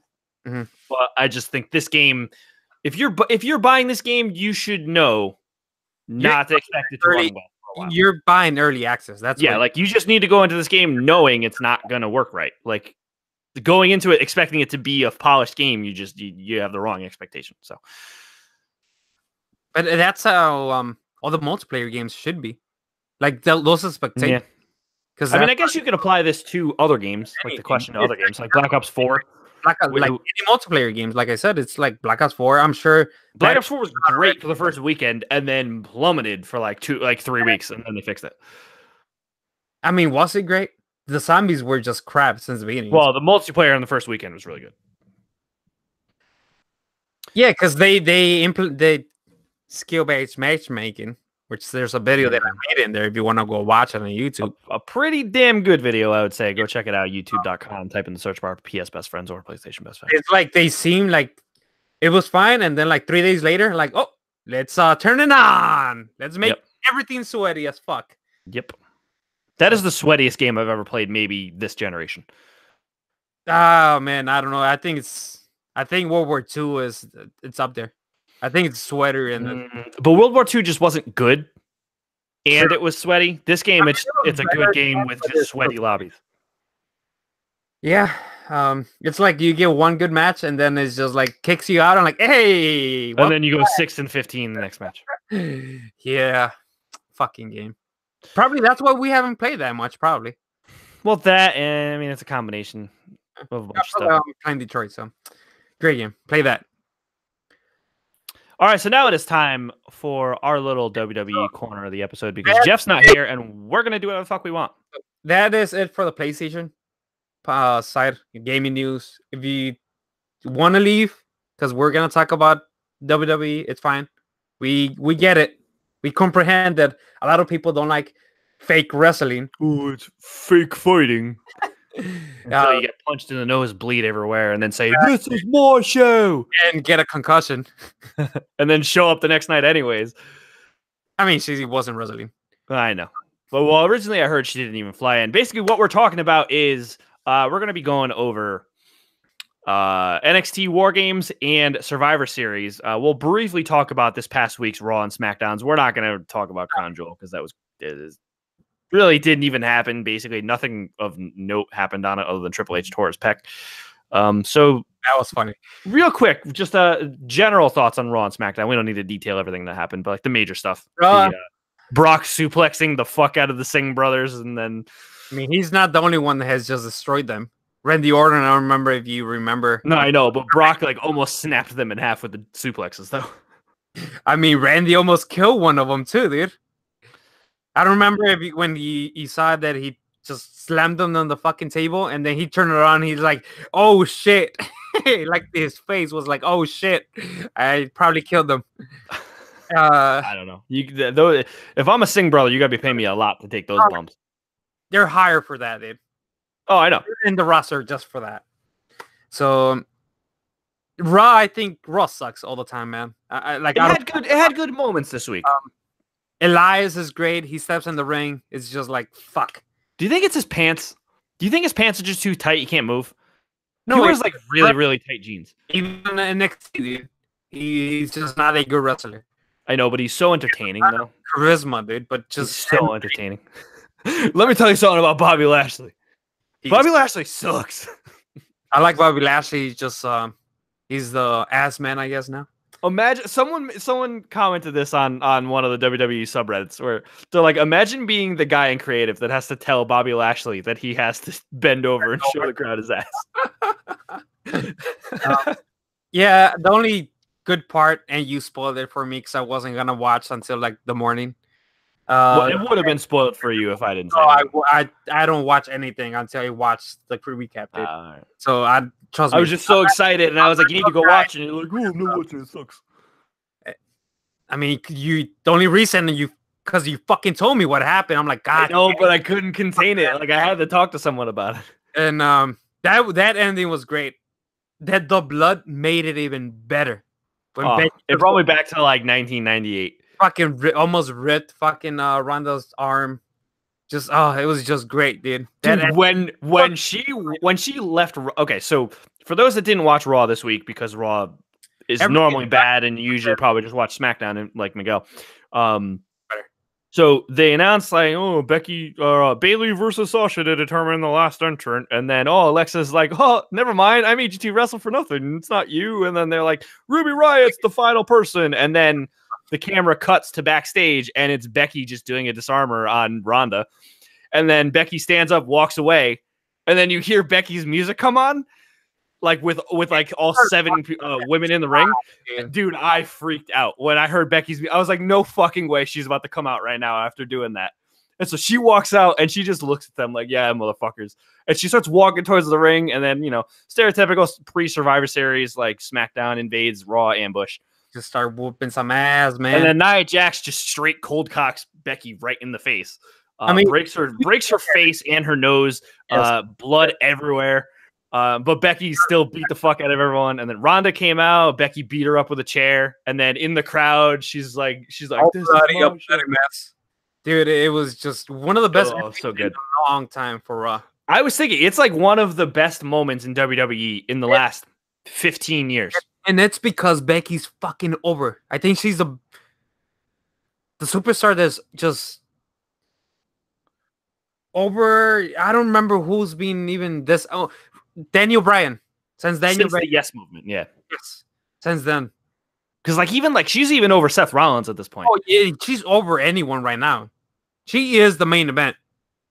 And it just sucks because we learned on SmackDown when the show pretty much started with this.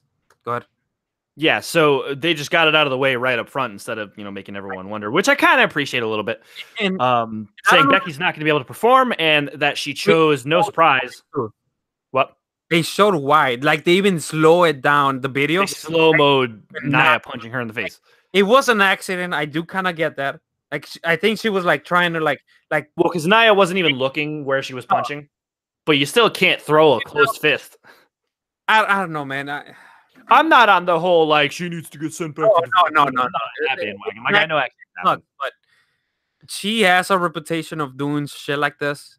It's not the first time that she has. Well, because she hurt Bailey, she hurt Zelina Vega.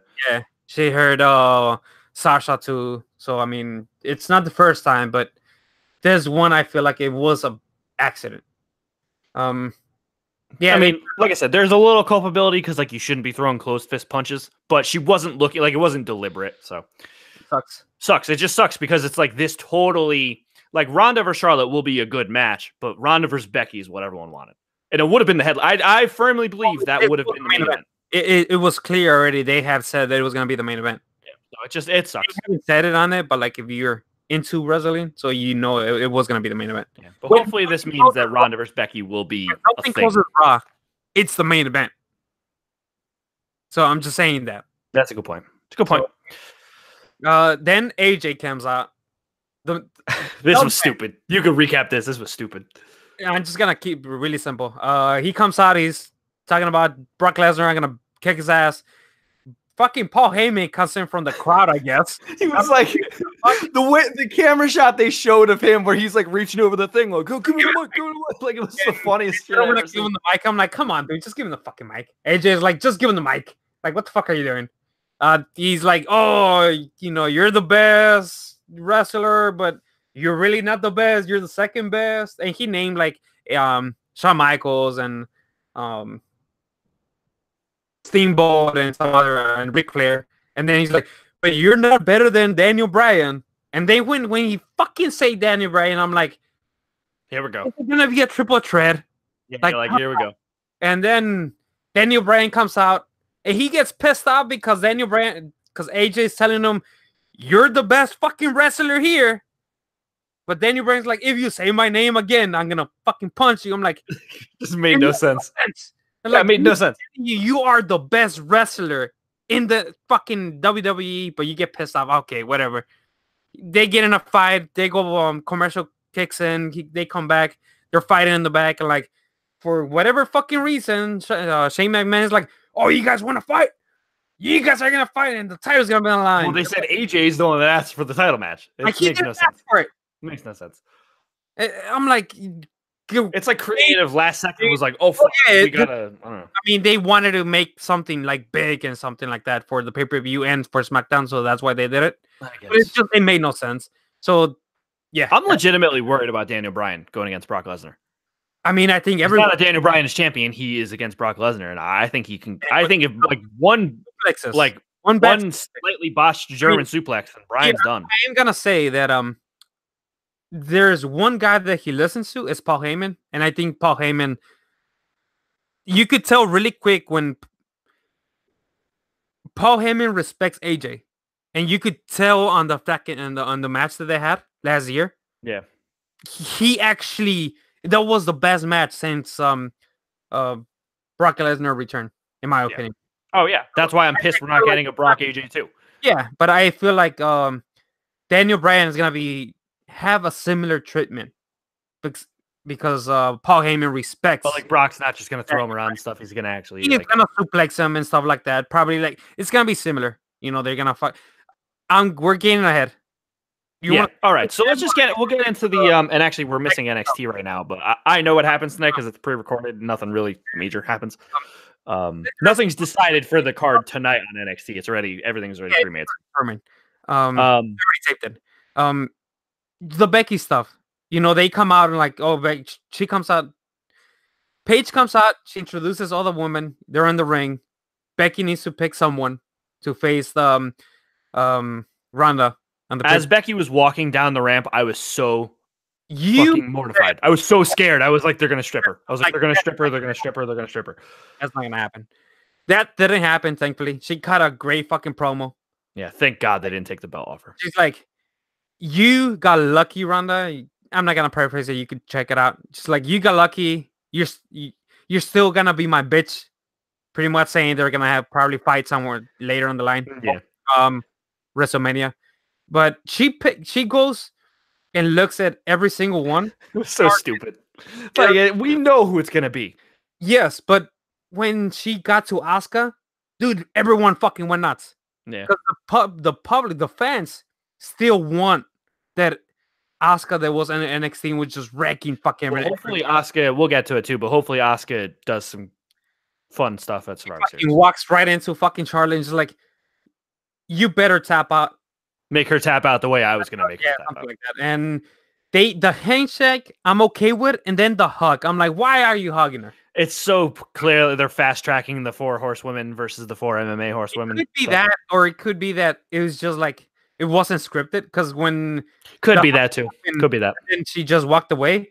Now that you say that, it does feel a little like, oh shit, okay, like, oh shit. She was you could see that she was a little emotional when that exact happened. Like real life bled through into that. They were like best friends, like them two and stuff. Well, because obviously their feud was kayfabe. Yeah, obviously, but I was like, because all the story they had like a week ago or 2 weeks ago. I mean, it was like a blood feud. But I mean, I feel like since the last woman standing match, they hadn't really interacted with each other. So you could kind of say like Becky respects her more after the last woman standing match and whatever. Yeah. That fucking, speaking of, dude, it's insane to me that Evolution was 1,000,000,000,000 times better than Crown Jewel. It was a legitimately good pay-per-view. I wasn't surprised on that. I'm not surprised either, and it has nothing to do with the fact that it's all women's. I just full stop. It was a good pay-per-view. But I want to go and rewatch that match between Becky. That is probably the best match of the year so far. It's up there. I think Dolphin and Seth have had a couple barn burners too. But get the fuck out of here, dude. Get the fuck out of here. The headliner. I know you were mad that it headlined, but that IC title match between Seth and Dolph was great. Was not I mean, you got to put probably Gargano Ciampa 2. I would say is up there. Ricochet Dream was good. Okay, let's get it to the. Let's get to the card. So NXT Takeover Wargames is going to be the night before. Wait. We're missing something important. The main event of Smackdown. Obviously, Daniel Bryan won because we already fucking talked about it. But the way he won. Another kick on the balls on AJ Styles. Dude, I feel so bad for it. It's a good thing he has 3 kids already because he has 4. He has 4. 4, yeah.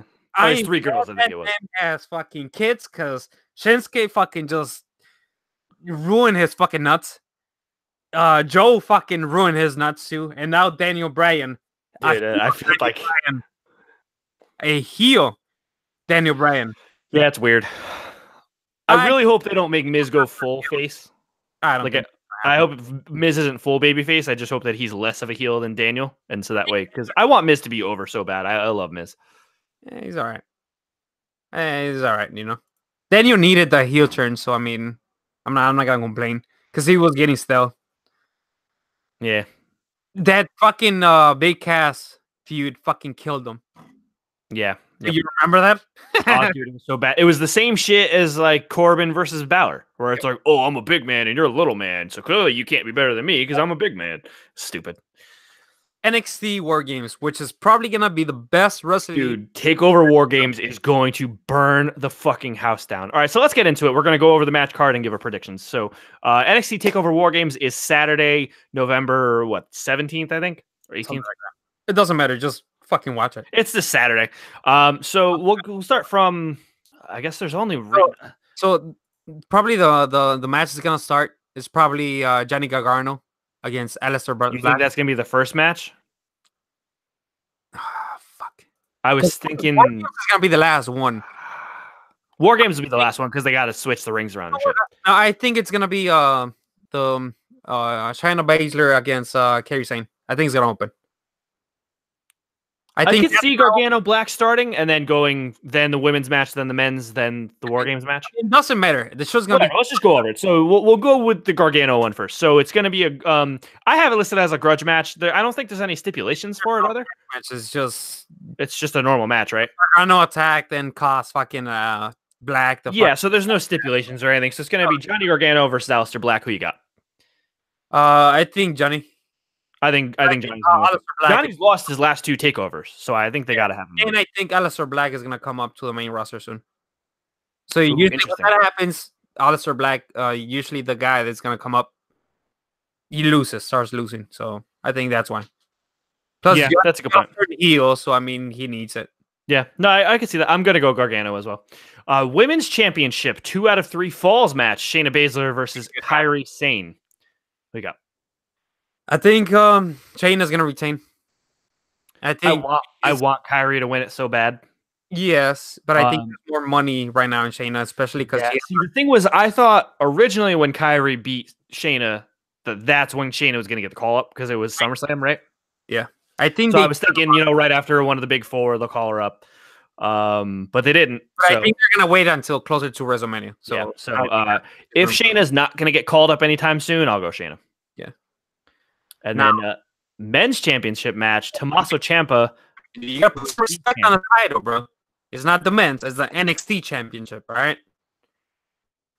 Well, I just meant like men's NXT, women's. This is how I read it. So Tommaso Ciampa versus Velveteen Dream. Dude, I want Dream to win this so fucking bad, but there's no way they're taking the belt off. He's not taking the belt from him. Dream, he's not winning any titles. He's just going to come up.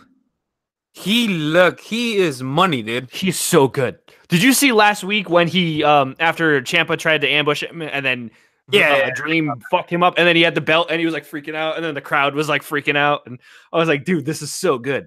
If he wins, people are gonna go nuts for him, but I don't think he's winning. If he does win, do you see a dark DIY? Do you see Ciampa re-teaming up with Gargano and then being heels? If Dream wins. Like what? Like try then like Gargano and Ciampa getting back together, but as a heel tag team, or like helping Tommaso Ciampa get the title again. Just in general, I could see them being together, but not as a tag team.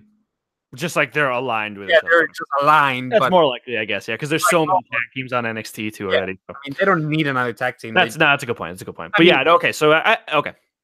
I think Ciampa's gonna retain, but. It could go. I think Ciampa's going to retain too, but I would like Dream to win. Oh yeah, and the big one, the Wargames match, the Undisputed Era, which is Adam Cole, baby, Bobby Fish, Roderick Strong, and Kyle O'Reilly versus the War Raiders, Pete Dunne and Ricochet. So last year, Undisputed won. I hope they win again. I think they're going to win again. They are money. Well, they keep talking, we're finally 100%. This is what 100% looks like, so they got to have them win. They have to win. And before they come up, and Vince fucking ruins them. Yep. Vince fucking small people. Because they had the potential to be the next DX. They had the potential to be the next Evolution. They had the potential to be the next NWO, dude. They're so good. Oh, they definitely have that potential. I agree. And they should run NXT for a bit. Like, they should have all the titles, bro. Well, they did at one point. Come up. No, they didn't have all of them. They had just... you can't have the women's. No, I mean they only had the tag team titles and the North America title. They didn't have the NXT title. Oh, they didn't have the NXT. So who? So would you give Bobby Fish the North American and then give Adam Cole the NXT title? I would give because O'Reilly and Fish are a tag team. So you give Strong the North American title. North American title. The Freebird rule too and all that shit. Yeah, I mean, but I would have them get all the titles, dude. That would be awesome. I did really want the Shield to have all the titles before the Roman thing, but I think that was gonna happen. So I mean, well, technically speaking, I mean, they won the tag titles the night Roman vacated. So I guess I don't know, whatever. I just think that War Raiders, Pete Dunne, and Ricochet, it's too much of a mishmash of a team for them to beat the Disputed Era. Yeah, and I know they all have ties to them. Like I know Ricochet versus Adam Cole and Pete Dunne with Roderick Strong, and Wargames with Adam Cole and. I don't know.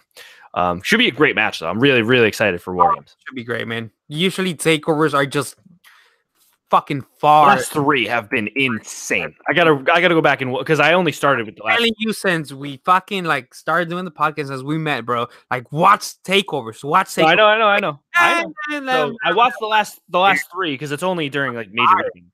They're fire. I do want to go back and watch the older ones though, but yeah, so and I think Takeover Wargames is going to steal the show. So let's get to the main Survivor Series card. Start from the bottom up. Yeah, so this is via r/WWE. Yeah. So we're going to start with the traditional tag team matches, which I think are actually going to go on last. Oh no, this is the tag team 5-on-5 match, which is weird.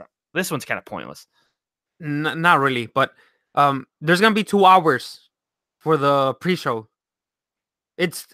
It's gonna be like a 6-hour fucking show. Dude, I know. There's no, but thank God I have Pokemon. This and I think the women's are gonna be in the pre-show, and I think the men's 5-on-5 tag team. See, I think the tag team 5-on-5 and the Cruiserweight Championship. I think that'll be pre-show.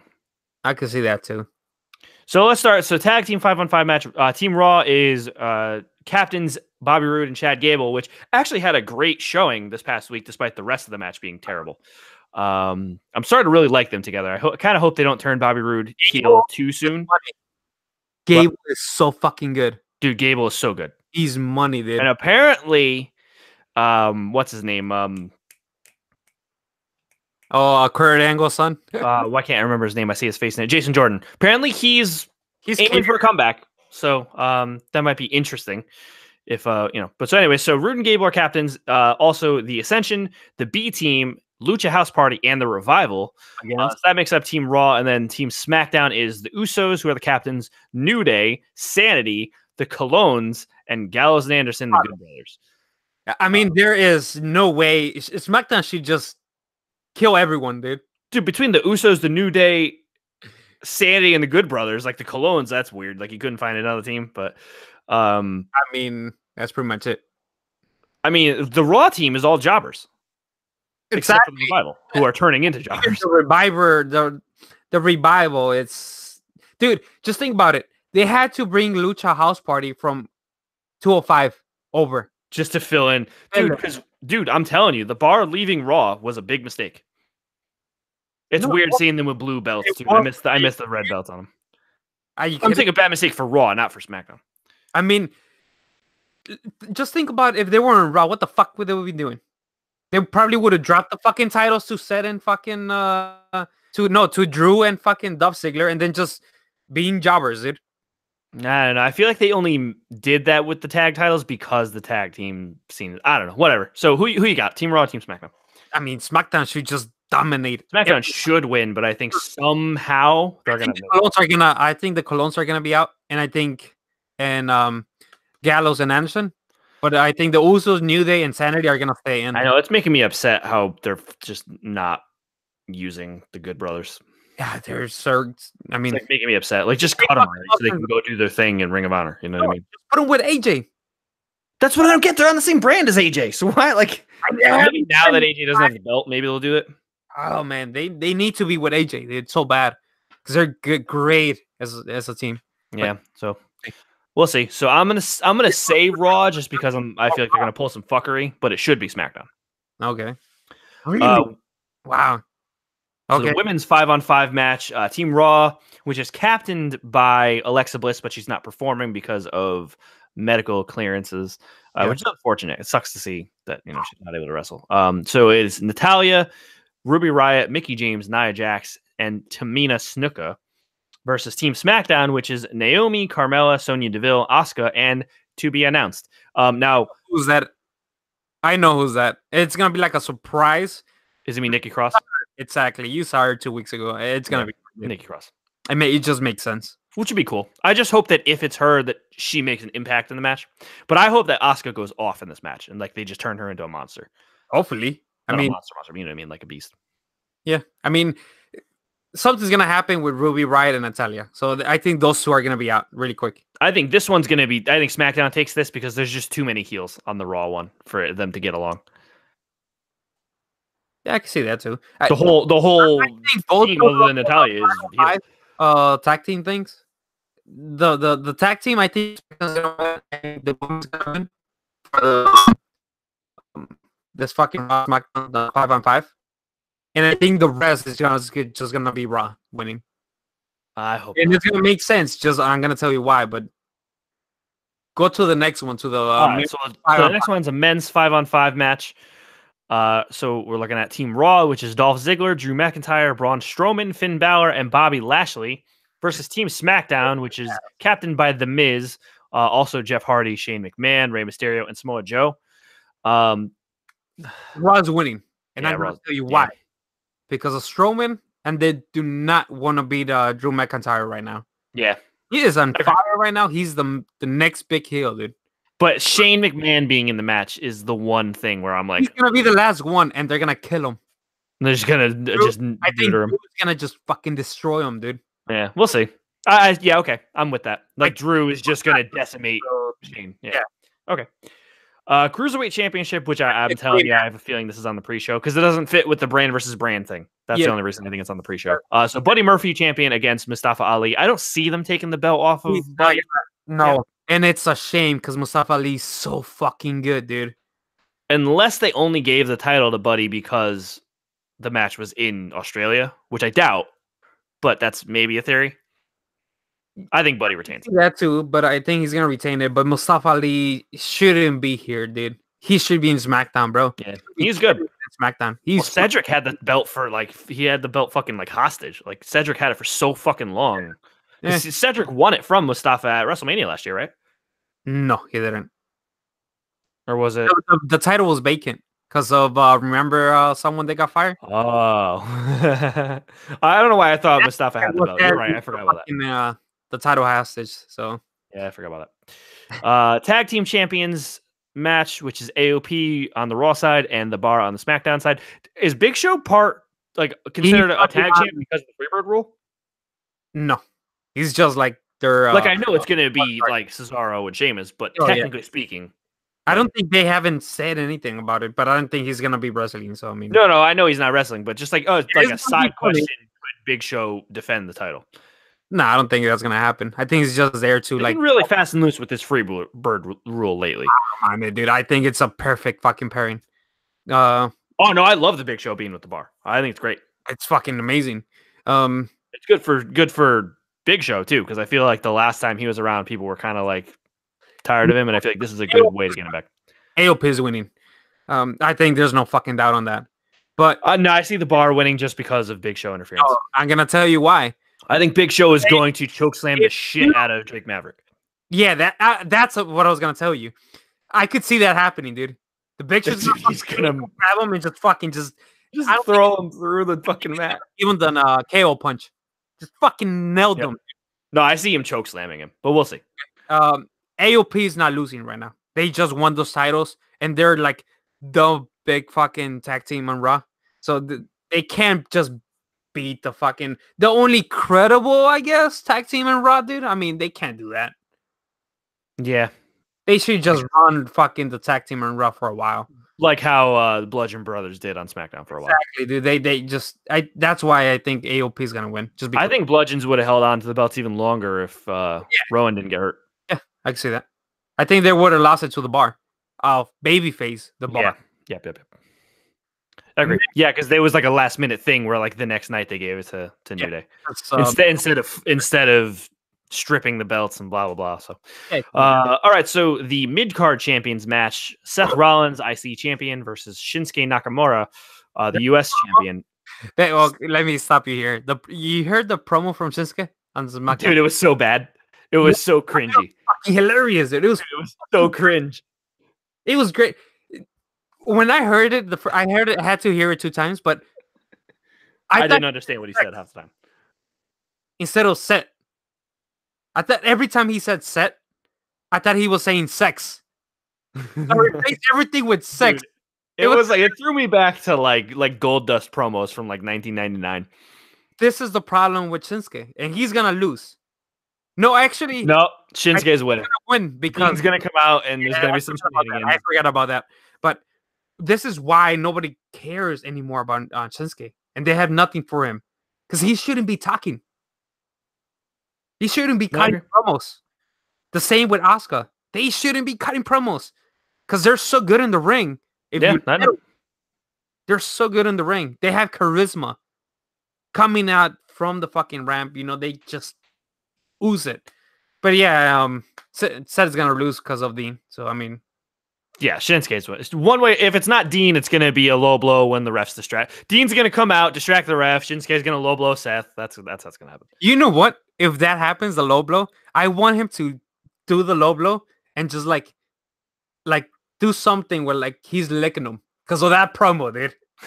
That fucking promo, dude. I see something weird like that happening. We'll see. He just turns into like the hard cam is, and he's just like licks his lips or something. I'll be fucking. We'll see. I would fucking pop for that, dude. All right. So what was formerly the main event, but might actually still be, honestly, Ronda Rousey, who is the Raw Women's Champion, versus Charlotte Flair, who is the replacement for the man Becky Lynch. Ronda's clearly winning. I just hope it's a good match. I can see a no contest, but I don't see Charlotte winning. Ronda's winning, but before I think Becky was gonna win. Yes, I agree. And that was gonna be the main event. Now I think I can see Nia interfering, and that's how Charlotte wins by disqualification. I don't think that's gonna happen. Dude, actually, yeah, I can see that too, but I think Ronda's just gonna win it. We'll see. I just hope she doesn't do an armbar on. Like, I just hope she doesn't make Charlotte tap.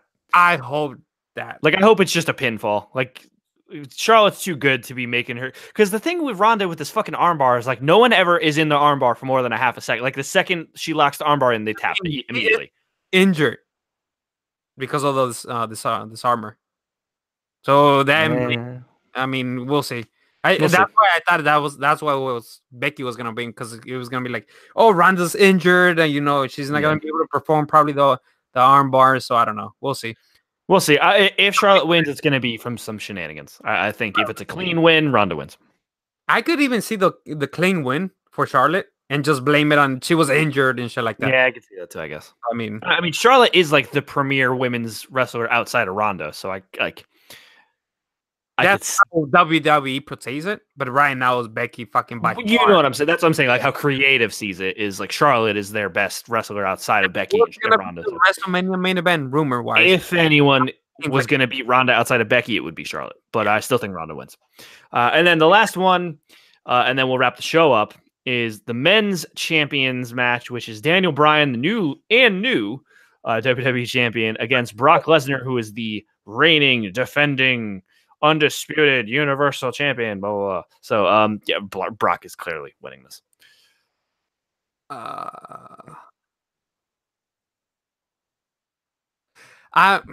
Unless they somehow try to make Brock turn face, there's no way Brock is losing this. I'm gonna say that now that Daniel Bryan is gonna be a heel going forward, his wrestling is gonna be really just in the ring. He's not gonna be fucking jumping over the fucking going all over the place. I know you haven't watched his Ring of Honor, like when he was a heel, when he was a Red Dragon. He was great, dude. He was just he's gonna go for the legs, and he's just gonna be focusing on the legs. It's gonna be a really tactical match, like technical match. It's gonna be really boring, But if he's gonna, I think Daniel Bryan might squeak with the win, bro. I don't think Brock's losing. I just don't see it. Unless AJ interferes. I don't see it. Oh, man. Fuck. Okay, Brock is going to win. Yeah, I just don't see. I can see AJ Daniel putting on a good show, but yeah, no, Brock's I think it's going to be like similar to AJ and Brock last year. Like he puts on a show, but then still loses. Brock is going to fucking go in there and just fucking kill him for a couple minutes, and then it's going to like pick up a little bit, and Daniel Bryan is going to have some offense, and I think it's going to be a good match. How is he going to get a yes lock in when Brock Lesnar's head is bigger than his arms? Like, I don't know. It's just weird that they just didn't stick with AJ Brock too. But yeah, Brock did it because they wanted something. They wanted some kind of surprise thing for the event because it's going to be the main event now because of Becky getting injured. I guess. Overall, you think it's going to be a good show? Because I was down after Smackdown ended. I was really down, dude. I was planning not to watch it. I'm still not gonna watch it live. I'll probably I'll watch it live. Maybe not the pre-show, but I'll watch the main show live. Wargames is going to be amazing. Wargames is going to be better than it clearly. Live, dude. I'm not skipping that for anything. Anything will be better than Crown Jewel, and I think that's really all we need right now. It's just as long as it's better than Crown Jewel. Yeah, that show was bad. Overall, I didn't even end up watching it. I watched highlights and I was like, ugh. No, it was just bad. Not even not that I did condone it, but I just it's not even a political reason why I didn't watch it. I just was at work, and then by the time I got home, I knew everything that happened. And I was like, whatever, I don't care. It was just bad. Even the main event, dude. Well, the fact that H tore his pec in the beginning of the match, fuck the rest of the matchup. But they're all in their fucking 50s, so I mean, yeah, I don't know. Very, very, very bizarre thing that even happened. So they should just take it off the VOD too. Just not even have it, not even be able to go back and watch it. It's just lost in time. Yeah, it's just lost the time. I don't know if you noticed that Hogan was reintroduced. Yeah, that was weird. And it was just that's it. Yeah, they disappeared for the rest of the show. No, I mean they haven't announced Hogan. They haven't said his name because of the backlash they received. Because of that. Yeah, I don't know. It's but they knew that was going to happen. I don't know. Yeah, but if they were going to do it, it was going to be in that show. So, I mean. Yeah, I guess. The one show where people are already mad at them for something else. Might as well just tag it on, I guess. So, all right, that's going to wrap up our WWE Survivor Series weekend preview. It's a long show. Let us know if you have. Yeah, this is a long ass show, almost 2 hours. Jesus Christ. So yeah, let us know what your predictions are for Survivor Series and Takeover weekend. You can hit us up on Facebook, facebook.com/groups/PSBestFriends, and let us know what you think this weekend is going to look like. Time for our Patreon shout outs, real quick. To anyone that backs us for $2 or more on Patreon, we severely appreciate you. And those are Jake Malore, Nathan. Excuse me, I'm burping. Nate Hicks, Jack Tersey, and Tim Wooten, who is a newer Patreon backer. Thank you all. And also don't forget to check us out on YouTube. Again, Jeff has a bunch of awesome zombies content, so go check that out. Miguel has some editorial stuff about Black Ops 4's kind of economy right now, so check that stuff out. And I'm going to put out some sim videos for 3 of the matches this weekend, so we'll check for that. Yeah, you've been doing the sims of the WWE pay-per-view. So go check those out too. Those are fun. Champa and Dota and Dream, and it's fun watching how it's CPU versus CPU, but somehow they still glitch out and stuff. It's fun. Yeah, it's hilarious, and it's funny to see that the action supposed to continue, but sometimes they just stand there and look into the sky and don't do anything for a minute. It's hilarious to see this shit, dude. Yeah, so go check those videos out. Those are fun. Also, don't forget to check us out on your podcast app of choice. Actually, if you can give us a 5-star rating, especially Apple Podcasts, that just gets us up the ladder of the charts. That I don't know if that makes any sense. It gets us higher up the charts where we get seen more, which means we get more listeners. So we would greatly, greatly appreciate that. Grow the family, We grow the family. Yeah, exactly. Where you can then join us on facebook.com/groups/PSBestFriends and hit us up. You can let us know questions for the episode. Tell us what you think. Meet some friends. all that good stuff. Again, this has been PlayStation Best Friends, episode 78. We're getting close to 100, man. I mean, I know we're still a little bit of a ways off, but 22 episodes, 22 more weeks, and we're at 100 episodes. It's kind of wild. Yeah, where can people find you? People can find me at PlayStation Network, Dark Angel 107, and at Twitter at Angel with a J, Angel Alvarez 10. And you can find Jeff Mizrahi at PSN Brawl 96, and then all his other bullshit at Mr. Brawl 96. And you can find me on PSN at The Only X188 and on Twitter at Anthony Palm. Thanks again for listening. This has been PlayStation Best Friends, episode 78. We'll catch you all next week. Peace. You know how to say it, man. I had to say peace, man. Yeah, I kind of miss Jeff, not here, saying, with me, saying peace, but he'll be back. It's okay, I'll miss him for a week, and I gotta give him some nut too. So I mean, he's asking for it. All right, I'm cutting the feed.